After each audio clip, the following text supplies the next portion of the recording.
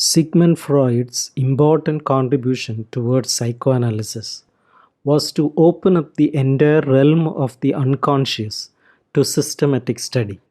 He provides a language and terminology in which the functions of unconscious could be expressed. The positioning of an unconscious as the ultimate source and explanation of human thought and behavior represented a radical disruption of the mainstreams of Western thought. Since Aristotle, Western thought held that man was essentially a rational being, capable of making choices in the spheres of intellection and morality.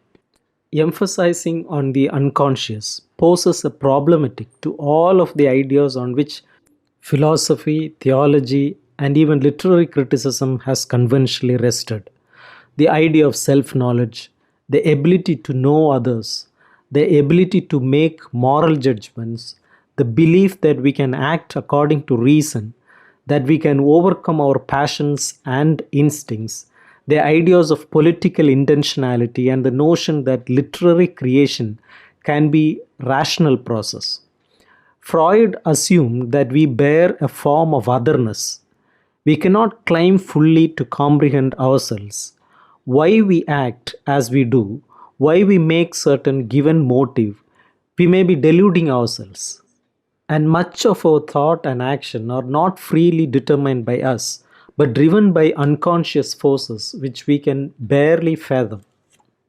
Far from being based on reason, our thinking is intimately dependent upon the body, upon instincts of survival and aggression, as well as obstinate features that cannot be dismissed, such as its size, color, gender, and social situation. If the unconscious is a founding factor of our psyche, we can no longer talk unequivocally of an author's intention. We cannot take for granted, as Aristotle did, that a drama structured according to certain rules will produce a precise effect upon its audience. We cannot assume that we are fully in control of what we say or that readers are fully in control of their responses. We cannot presume that our intended meanings will be conveyed or that our conscious purposes represent our true aims. Neither can we presume that language is a transparent medium of communication or either thought or emotion. Freud was aware of the problematic nature of language, its opaqueness and materiality, its resistance to clarity, and its refusal to be reduced to any one-dimensional meaning. His own writings contain many literary allusions, such as the Oedipus complex, founded on literary models such as Oedipus Rex and Hamlet.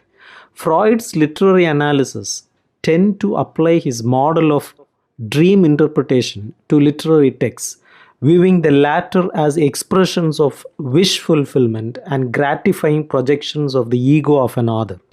Freud effectively extended the meaning of sexuality to encompass not merely genital satisfaction, but a broader bodily function, having pleasure as its goal and only subsequently serving reproductive function.